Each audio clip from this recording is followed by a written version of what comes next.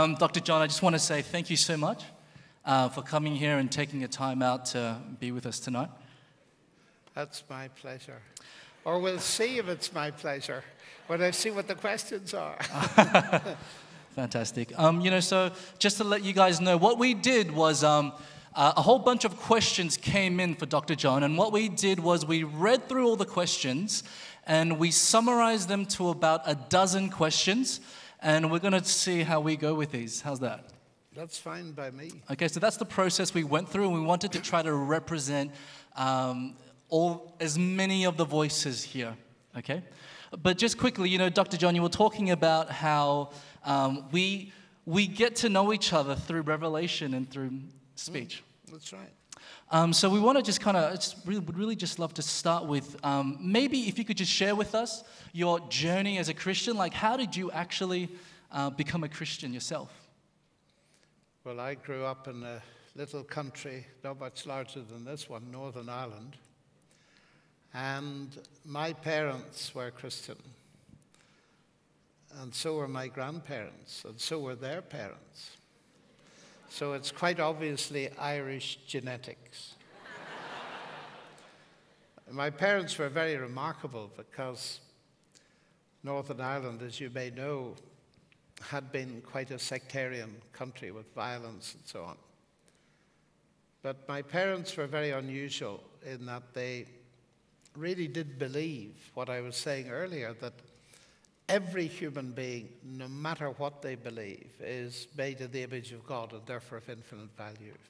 And they treated people like that.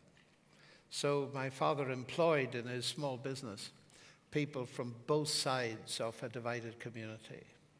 And that was quite dangerous things to do. The second thing is that they were very convinced Christians, but they allowed me space to think.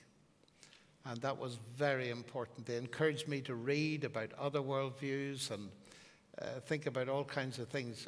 But my first approach to Christianity was seeing the reality of it in my parents and discovering that my parents, though not remotely as educated as I got the opportunity to be, nevertheless were inquisitive. They were curious about Scripture, about the world. So growing up in that atmosphere, it was open-minded, and yet there were boundaries around it that were seen to be good.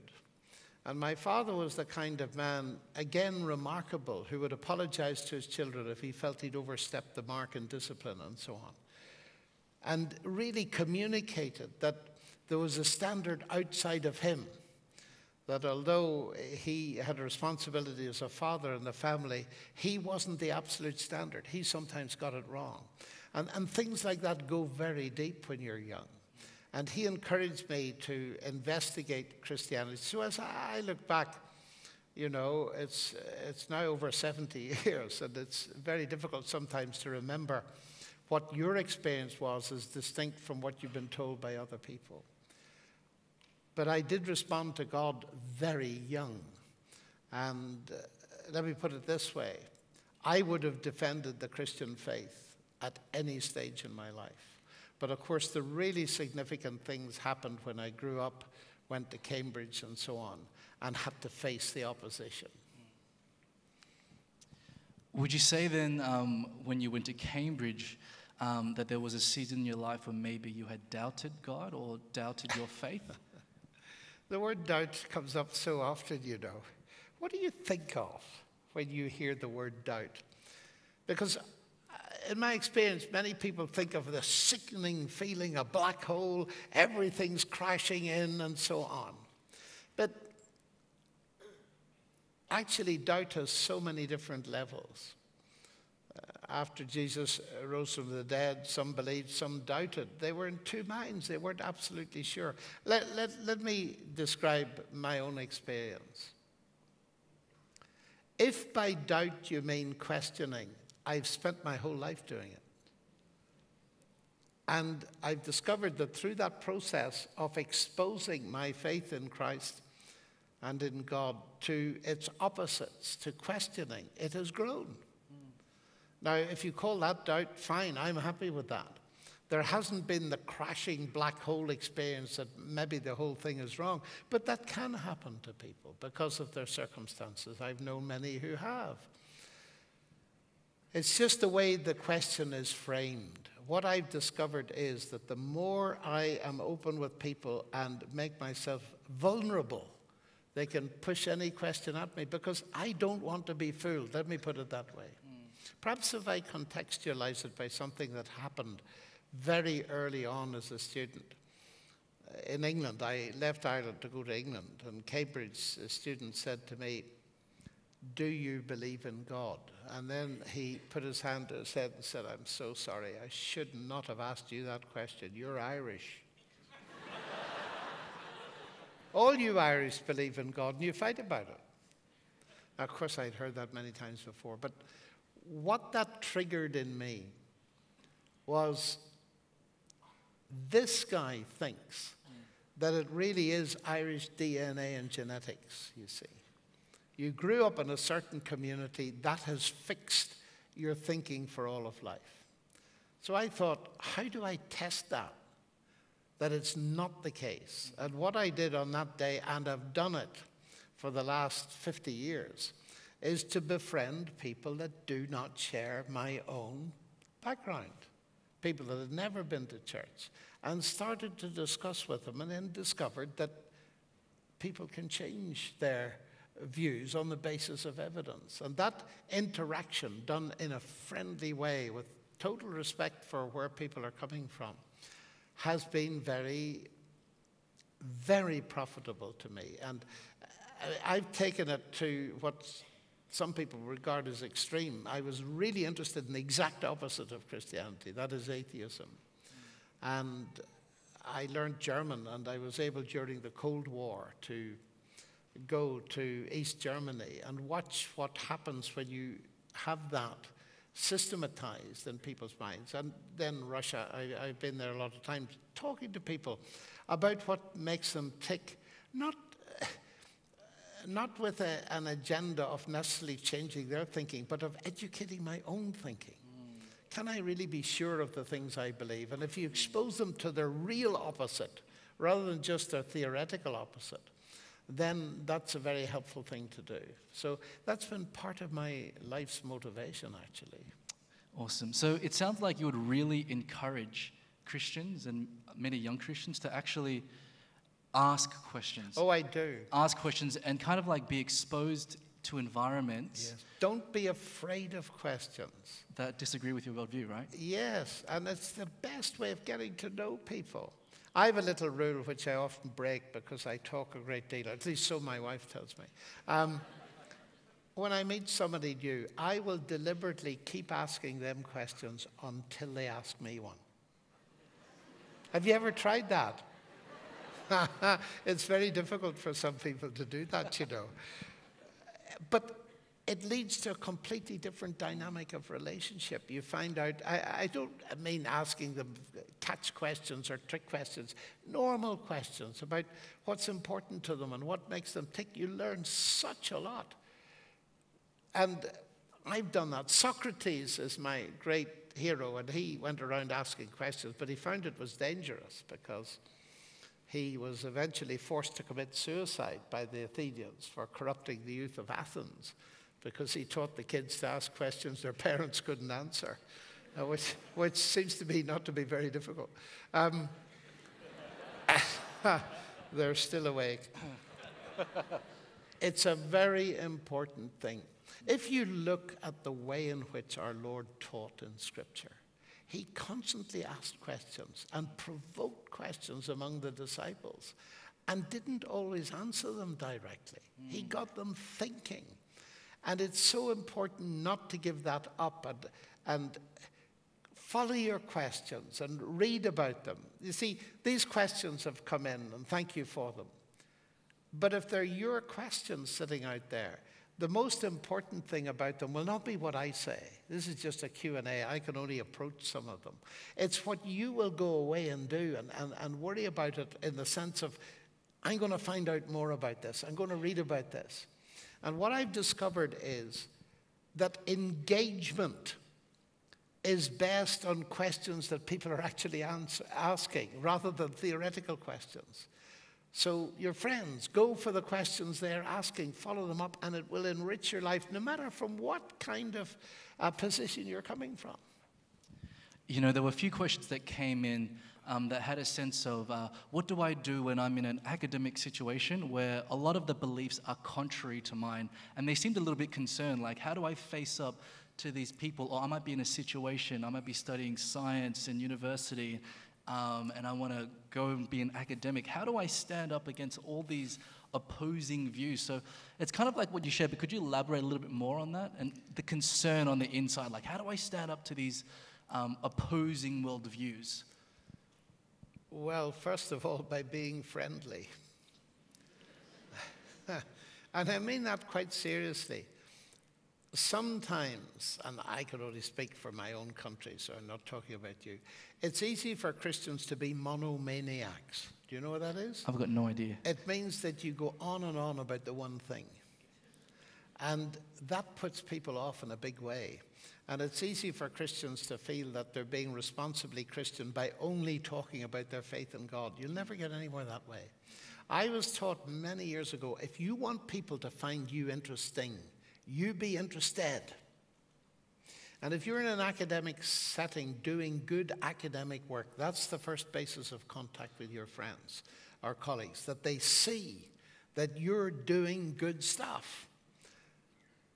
And just gradually you get to know them. If you come with a huge package, it's as if they would do the same thing, and you might resent that. It's getting to know people gradually and reacting to what's going on around the world and talking to them about, well, do you have any things in the background of your thinking that help you to cope with this kind of awful disaster that's happened there or this kind of thing, and get to know them so that they trust you never to embarrass them in front of anybody else. That is crucially important.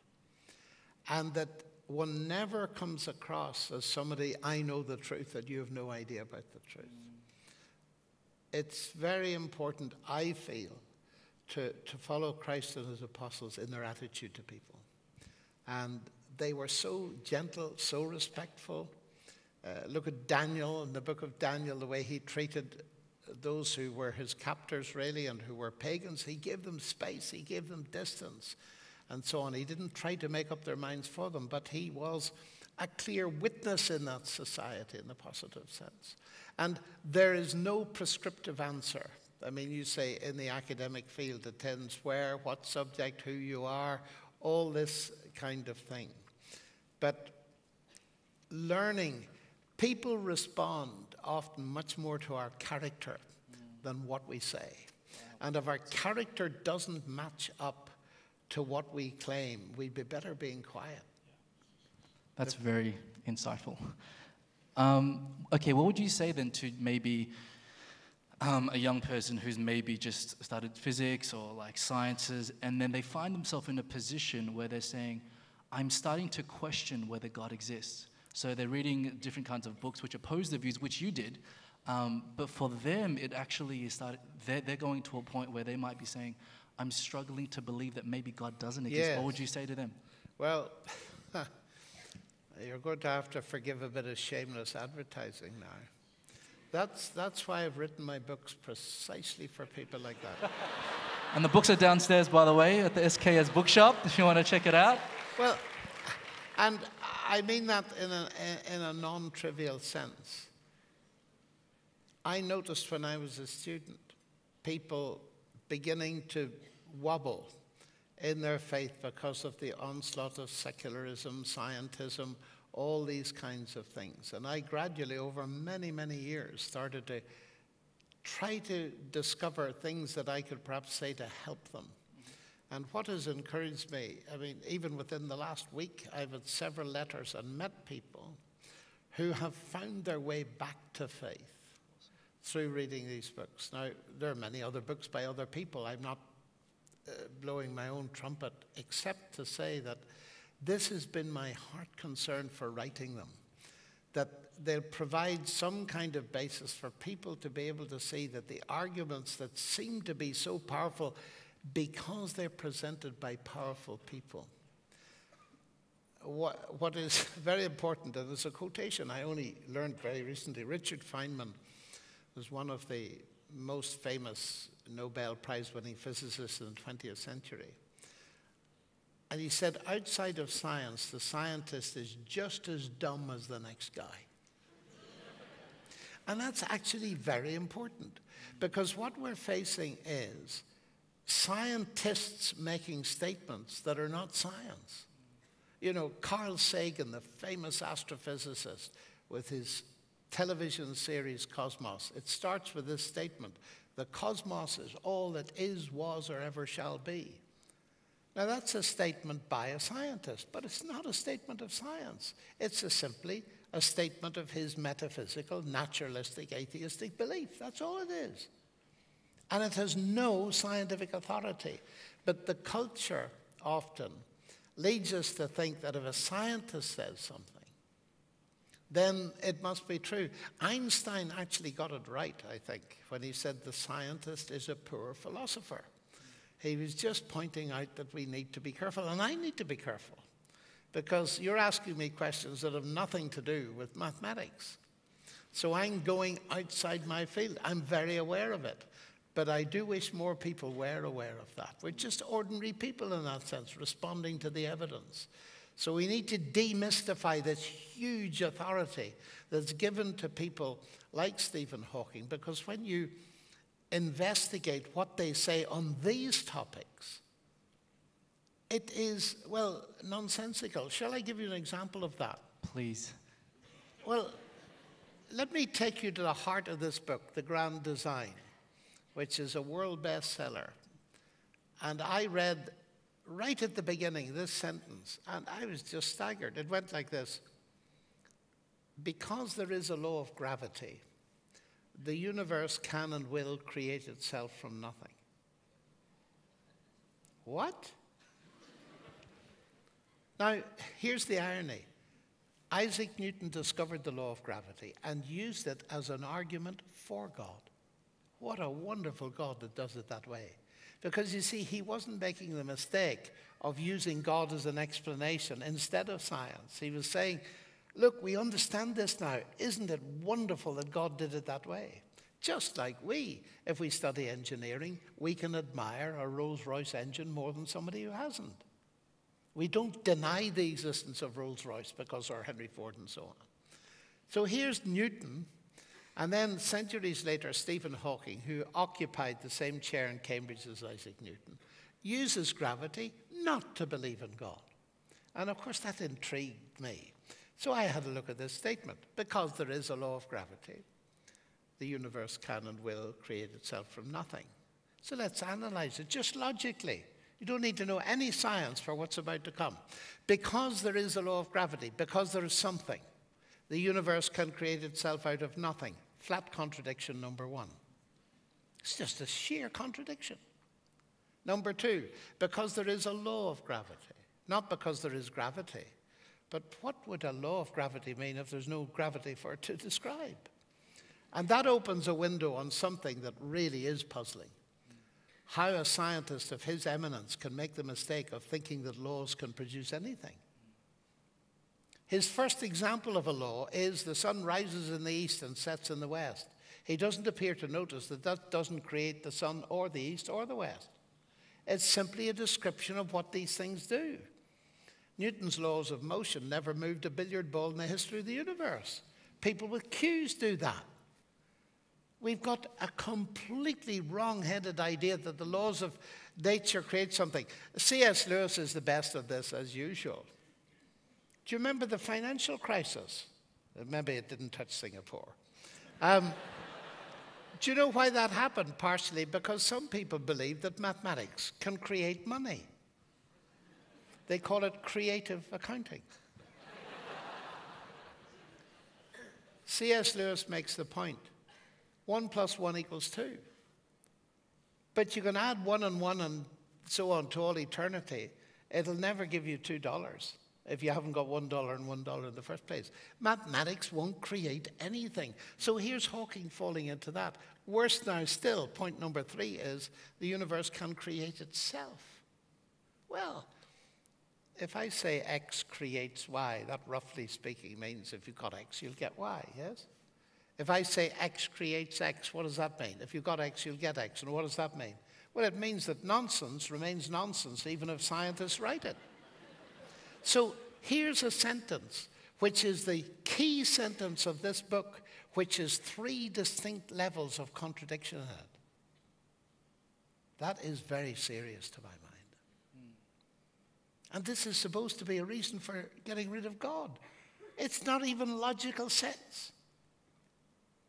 And it's that kind of thing, I think, that if you can get across to the questioner who's beginning to wobble, is give them some sort of literature and help that will take them through it. And I wrote God's Undertaker as a guide to the debate for thinking people, not just for scientists, for thinking people and gunning for God even more, that deals with the moral attack on Christianity.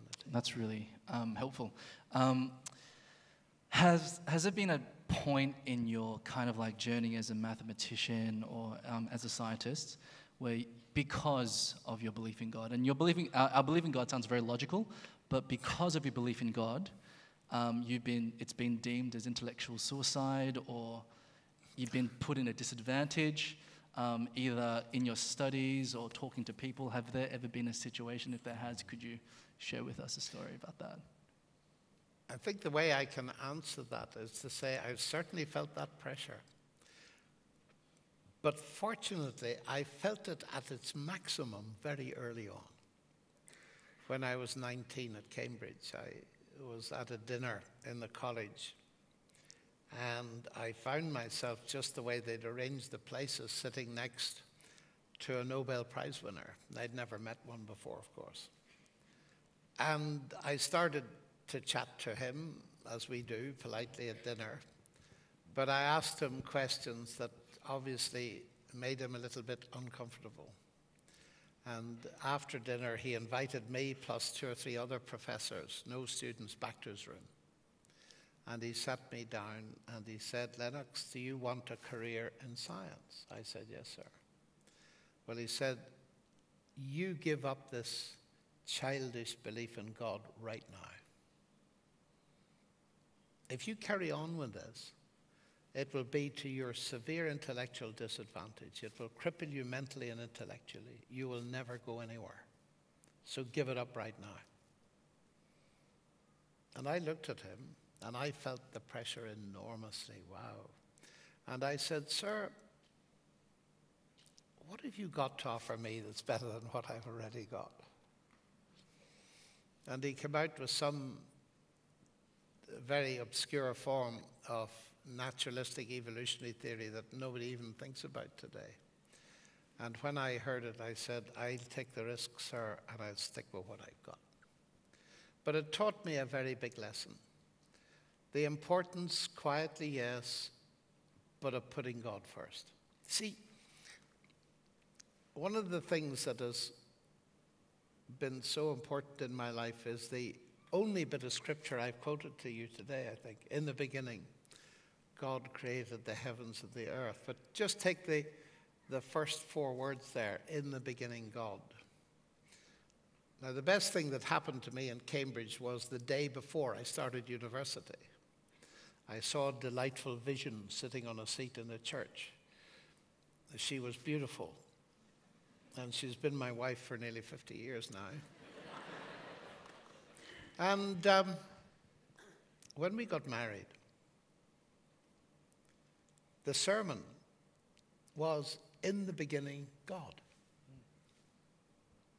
The man who preached had no idea that I was going to be involved around the world in the intellectual defense of that statement.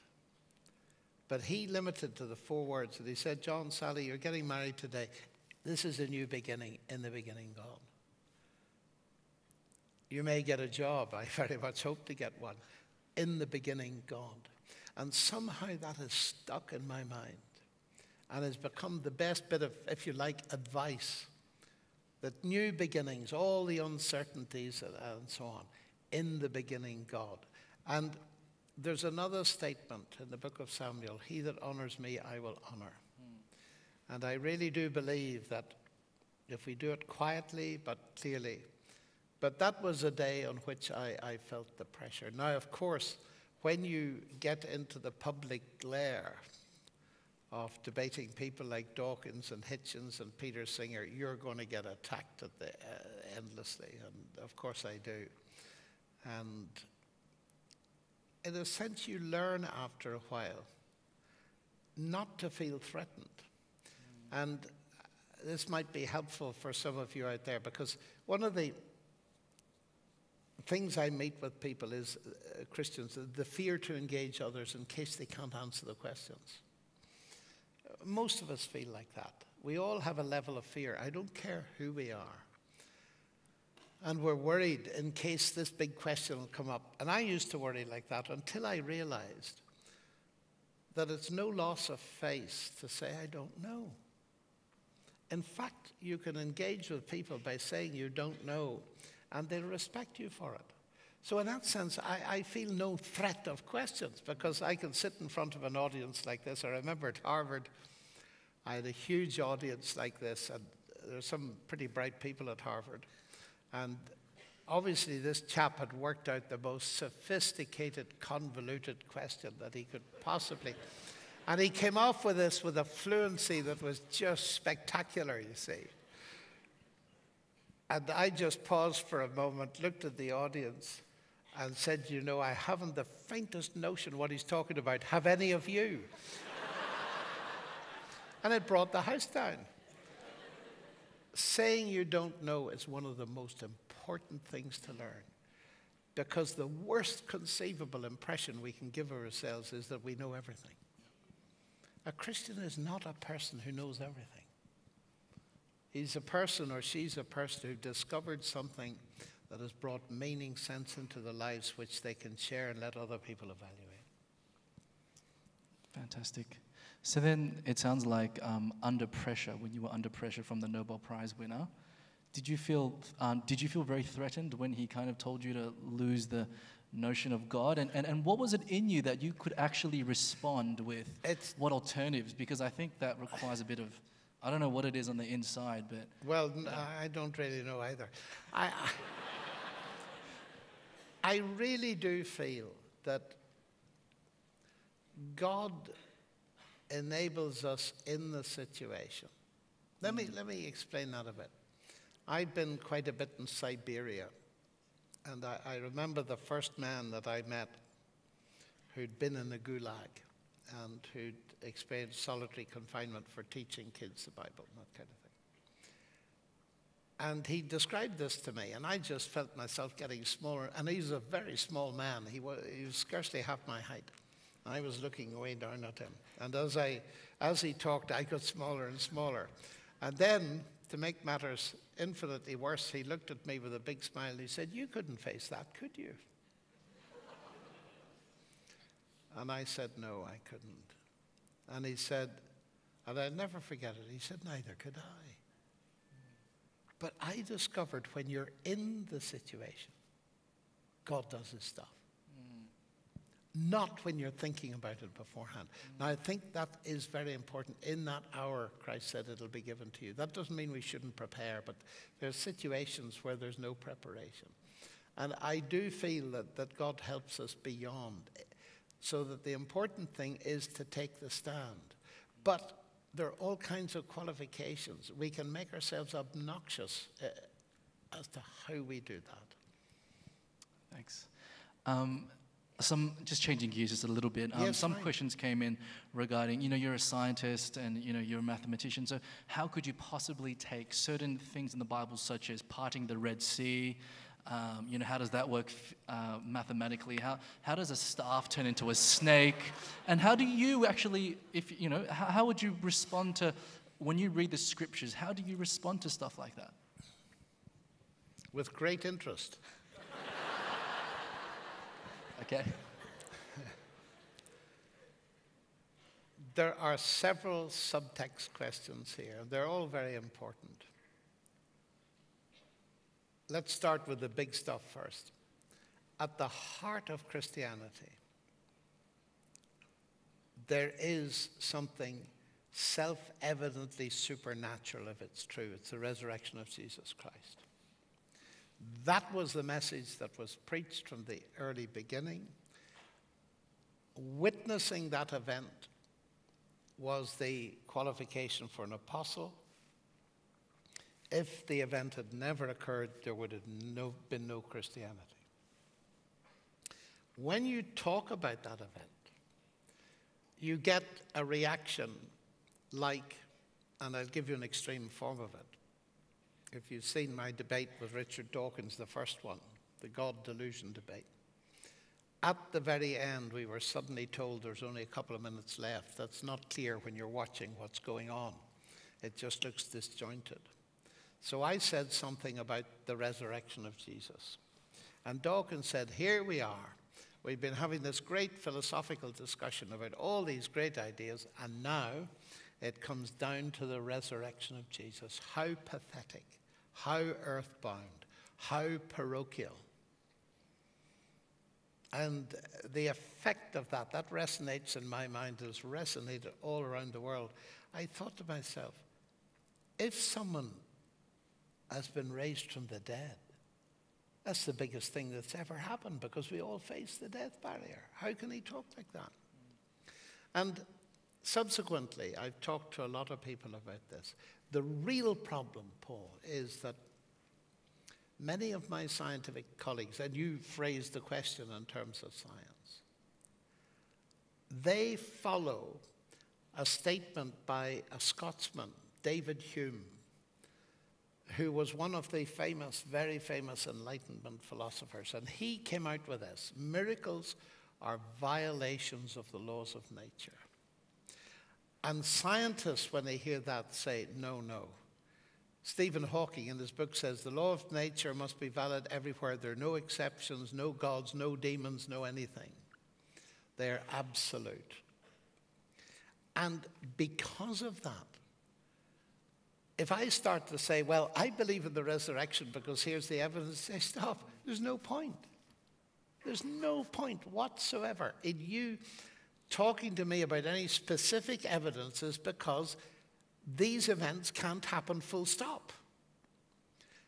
What you then have to do is deal with the in principle. Was David Hume right, in other words?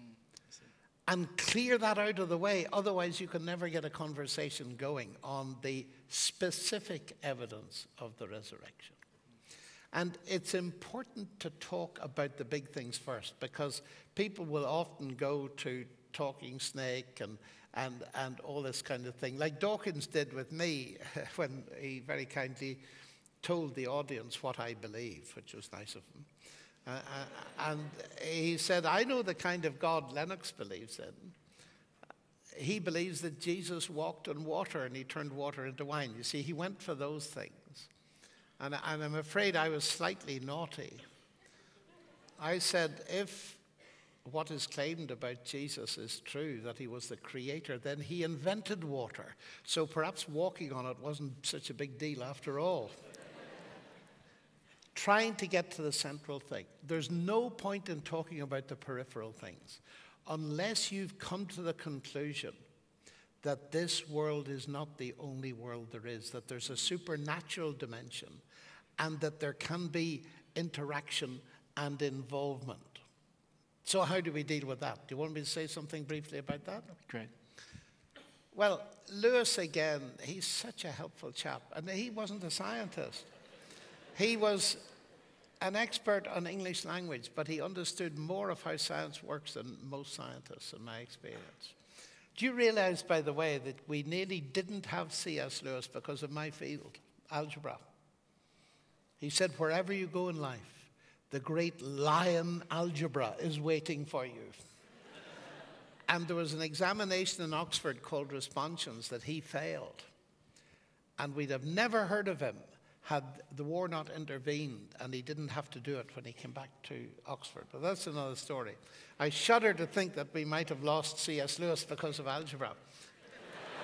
But anyway, He gave this illustration, which is very opposite, because I'm going to be staying for a few days in a hotel in Singapore. So let's imagine tonight I put $100 into my drawer, right?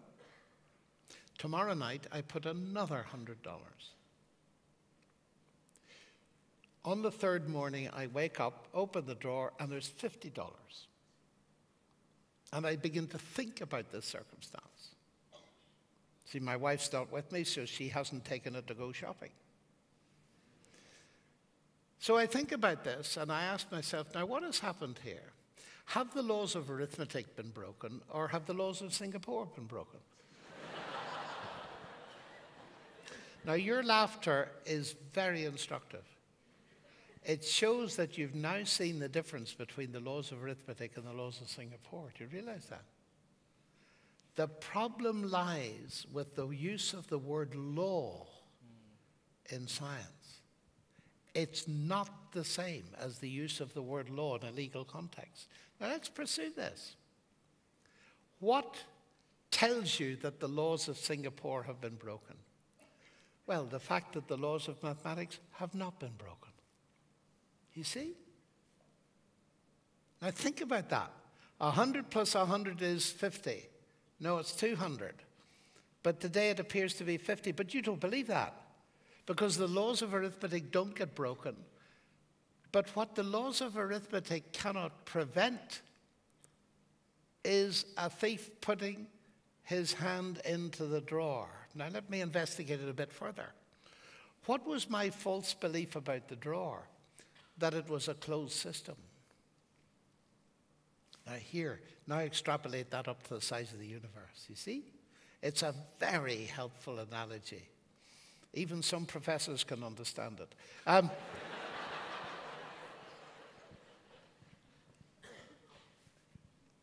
I know that a thief has intervened because I know the laws of arithmetic haven't been broken. Now, this begins to deal with a whole raft of objections against the New Testament miracles to start with. Because Hume also said, and they will cite this to you, oh, of course, in those days they didn't know the laws of nature so that they could believe in miracles easily. Now we know the laws of nature, we can't possibly believe in them. That's sheer nonsense. Joseph, engaged to Mary, knew exactly where babies come from. Didn't he? And the record is that when she told him she was pregnant, he wanted to do what?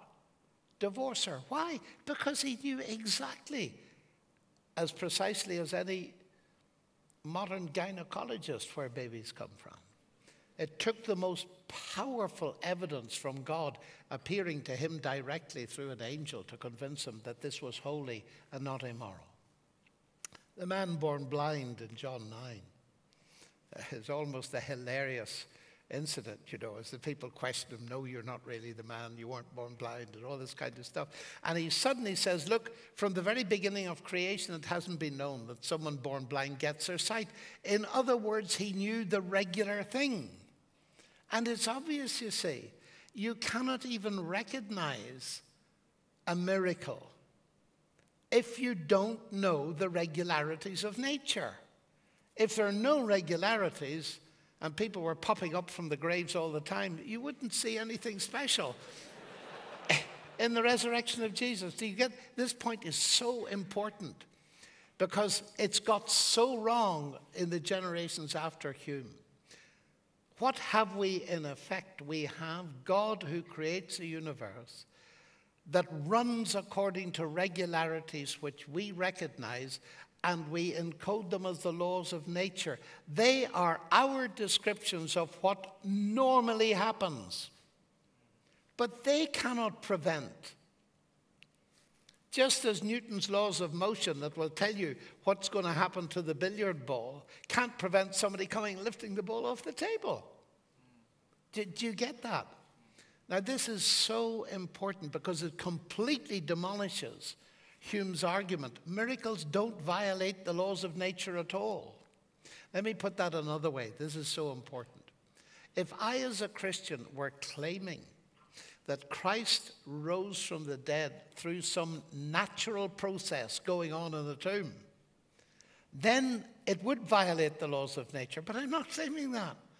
I'm claiming, as the New Testament claims, that God raised him from the dead. It's not simply that Christ rose from the dead, it's God injected, and Greek uses almost every word for power it has, that God injected something in from outside. So the take-home message is, this universe is not a closed system of cause and effect. Now, once you get that based on something as solid as the resurrection, then and only then are you in a position to deal with things that are, by definition, much less.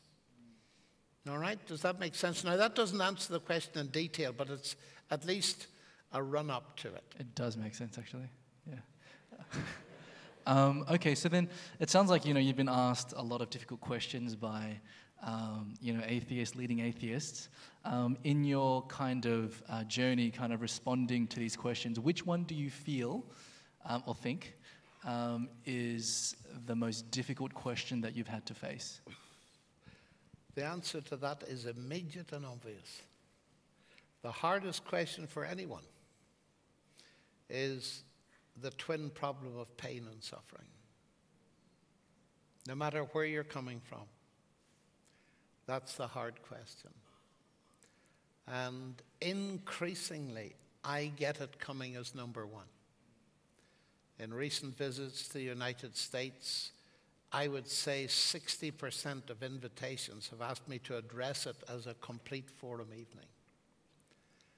And I think it's very, very important. You'd like me to say something about it, would you? Well, I say that because it's such a seriously important question, because it's got two sides. In an audience this size, the audience divides into two. There are people who are interested in the question as a question that we face sitting in these armchairs. But there are people who are really hurting because they're suffering, or some of their friends are. There's real pain. There's anguish. And it's important to distinguish those two. Let me put it this way. Cancer looks very different to a professor of oncology than it does to the young woman who's been told she's 6 months to live. There's an intellectual side. There's a pastoral side. There are two perspectives. And there are two problems. There's the problem of pain or natural evil, cancers, tsunamis, earthquakes, brain tumors, all of that, where at least on the face of it, human beings are not directly involved. That is, other human beings. Then there's a problem of moral evil, the awful things that some people do to others. And there are those two questions that face everybody, irrespective of what they believe. And I regard that as the hard question. I have many friends who lost all their relatives in Auschwitz. I've been in Auschwitz many times, and I tell you, I've wept every time, even though I know what I'm going to see. It's that kind of place. And you don't have me to tell you the pain and the hurt there is in our world all around it as a result of moral evil and the result of pain. Now, on the pain question, just in case I don't have time to say all that I would need to say, because this is a very seriously important question. Someone has put together a web page of how I responded to the earthquake in Christchurch in New Zealand. And if you Google my name in Christchurch, you'll be able to see. I arrived 2 days after the earthquake and had to meet people who'd lost their husbands or their wives and all the problems of that. And it was a very humbling experience to be in among them. The next thing I'm going to say is there are no simplistic answers to the question where you can sort of tick the boxes and go home happy because people are suffering. I do believe there's a way into the problem. There's a window. And I'd put it like that because if you attempt to give people too much solution and hope, they just dismiss it because they know that you're not real. So let's try and just tackle it very, very, very briefly. The first thing to say is that many of my friends and my opponents sometimes who are atheists because of this. They will say, all right, you talk about science, design in the universe, and evidence of intelligence behind the universe, but look, don't talk to me about a personal God. My wife's got this disease, or I've just lost a child, and all this kind of thing. And I understand that. My heart goes out to people like that. It really does. And often when they say, look, therefore there's no God, I will say, okay, what have you solved with no God? You've got rid of God and you think that's just the way the universe is. In the words of Richard Dawkins, which are the most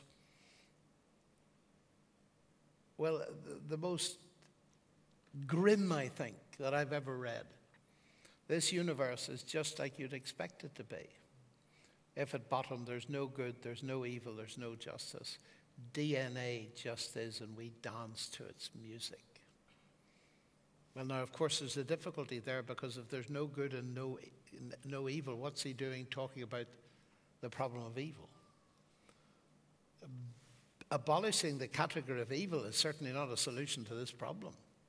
So I'll have to leave that theoretical thing beside. But the major substantive point, and I've said this to many people, you've got rid of God and you think that's solved it, but what has it solved? It hasn't got rid of the suffering, it's still there.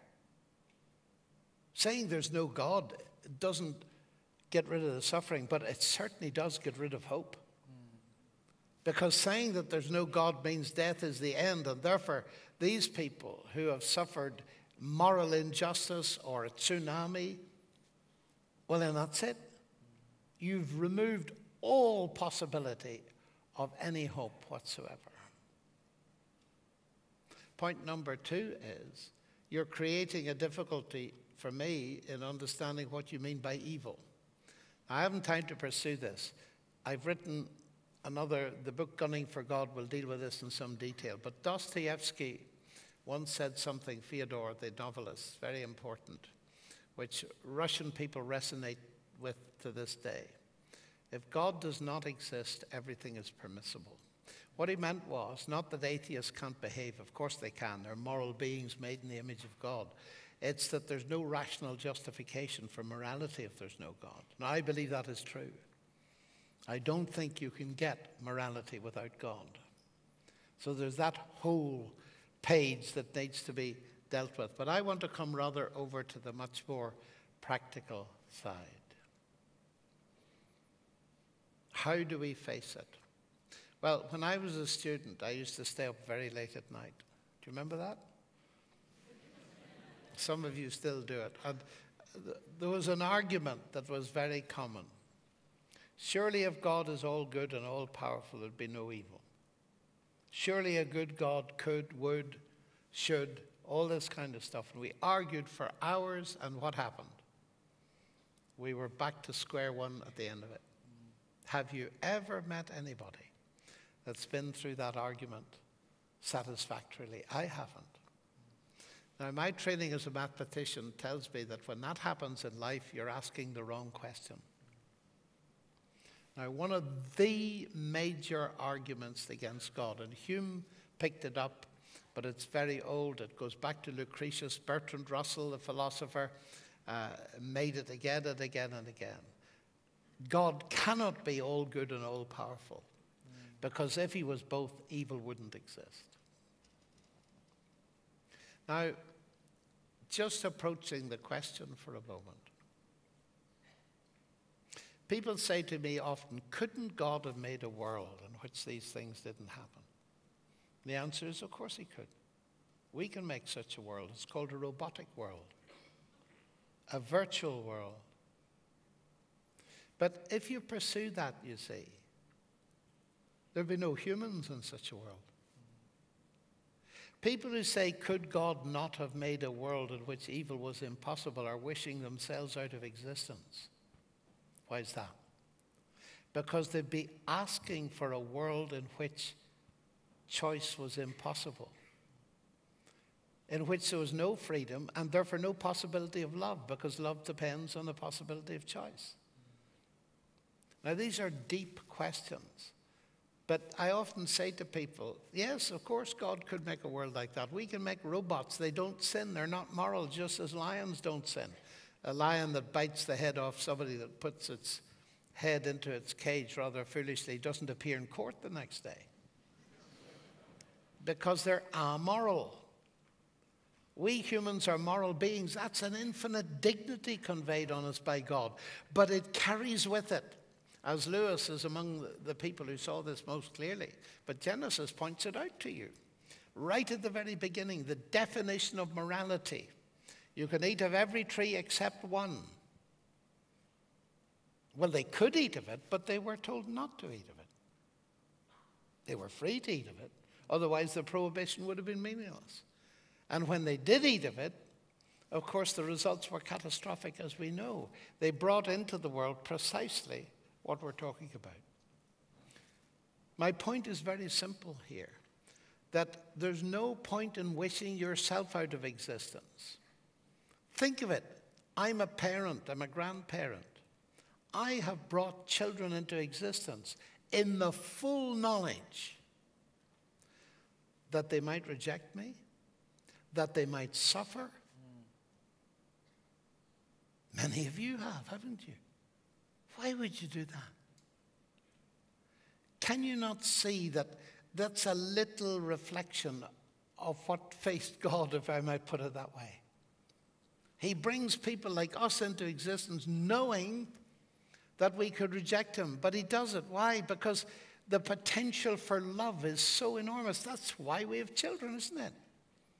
We trust, those of us who are believers, additionally, that under God's good hand, they'll come to love us and so on. But we can't guarantee it. But we'd rather have a child than a robot. At least I hope we would. Mind you, sometimes you might rather have a robot. But there's a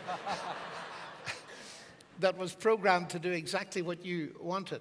But you see that we bring creatures into the world and children that may undergo an immense amount of suffering, even beyond anything we faced. Now, let's try and get our heads around that. And let me come to a conclusion very rapidly by saying this. We see a mixed picture as we look around the world. I call it beauty and barbed wire. Some things are magnificent. Other things are awful. It's a mixed picture. We can't solve the problem, surely a good God would this and this and this, except insofar, and it's a very big except and an important one that I've just mentioned. So what can we do? We can ask another question, and it's this. Granted that for each of us here, it's a mixed picture. We can point to beauty in our lives, but we can point very quickly to maybe one of our relatives who's desperately ill, etc., etc., etc. There's barbed wire, or has been subject to abuse or some awful form of evil. Beauty and barbed wire, we're faced with it. Here's my question, and it's this. Granted that it's like that, is there anywhere evidence that there's a God that I could trust with it? Have you got the question? Granted, it's like that. It's a mixed picture. And some of your hearts are breaking over things you see that you can't alter. Is there anywhere evidence that there's a God you could trust with it? And this is one of the reasons I believe in Christ. Because at the heart of Christianity is not simply a resurrection, but a cross. Now, try and follow the argument. I always say to people, before you judge anything, listen to what it has to say. And what it has to say is this. The claim is that Jesus Christ was God incarnate, God in human form. So crudely put, that's God on a cross. What's God doing on a cross? Well, fairly obviously, at the very least you can say is that God has not remained distant from our human suffering, but has become part of it. That's big stuff, ladies and gentlemen.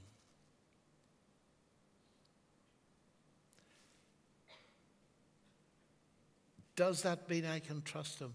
Oh, yes. If he's raised from the dead after that. What does that mean?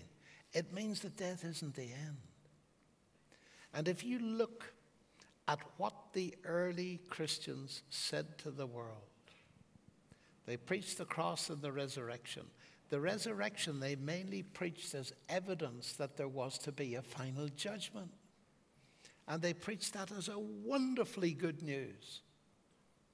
Because it means that our moral intuition is not an illusion. That justice will be seen to be done, will be done fairly. And since it's humans that have been doing the wrong, it will be a human, God incarnate, Jesus Christ, who will do the judging. Now this again is a huge claim. And it doesn't compete with any other claims because it's unique. Here I believe that we can find somewhere to rest, not to answer all our questions. I firmly believe that I'll go out of this world with many questions in my mind. But I think in the cross and the resurrection we get that evidence that here's something solid enough to trust, even though our emotions and our intuition and our experience aren't giving us all the positive vibrations we'd all love to have. In other words, this big problem brings me right to the heart of what I believe to be the case. I regard it as a window into a real possibility. And I've lived long enough to see this message bring comfort to thousands and thousands of people. The atheist solution is hopeless. The Christian solution is hopeful. Thank you very much indeed. Thank you so much. Dr. John, I was wondering if I could just ask just one last question, if that's okay with you. Well, I don't know about that. But just one last question to just end off the night. If you could just exhort and encourage young people, right, to do 3 things, and you knew that they would definitely respond, what would you ask or encourage us to do? oh, it's not for me to tell anybody what to do. And that's actually extremely important. You see, my position is that I believe Jesus Christ is Lord. It's for him to tell me what to do. And I've discovered in life that, and I've not done it perfectly, by far from perfect, that trying at least in my heart of hearts to put him first, everything else follows. And to respond to him. It's lovely to get advice from other people. That's why we have churches and pastors and elders. They're all so important. But in the end, I've got to learn to obey the one who loves me more than anybody else. And so I'd say to people of any age, well, let me quote Christ's words. Seek first the kingdom of God and his righteousness, and everything else will be added. In other words, God's interested in our moral behavior in the workplace, at home, and everywhere else. But if we seek to put God first. Secondly, I would say to young people, if in God's goodness you marry and have a wife or a husband, make sure they share your commitment, to such an extent that you read and pray with them every day. That is such an important thing. When I marry people, which is very rare, I present them with a musical instrument, a triangle. It's the simplest musical instrument. Husband, wife, and Christ as the head. And I tell them to hang it up in their house. And when things begin to get a bit ratty and the one who thinks of it first should go and just go, ding, to remind them of that basic principle. That's so important. You see, in my country, ladies and gentlemen, I meet many believers, and they haven't prayed with their wives or husbands for years. They may be interested in the spiritual growth of other people, but they're not interested in their own families. That's so important. I don't know whether that's 3 things, but it's at least 2, and I think they're the important 2. All right, everybody, if you could give Dr. John just a really warm applause. Thank you, Dr. John, helping us so much. We thank you and really appreciate your time with teaching us so much about your life personally and also some of the difficult questions that we've had to ask.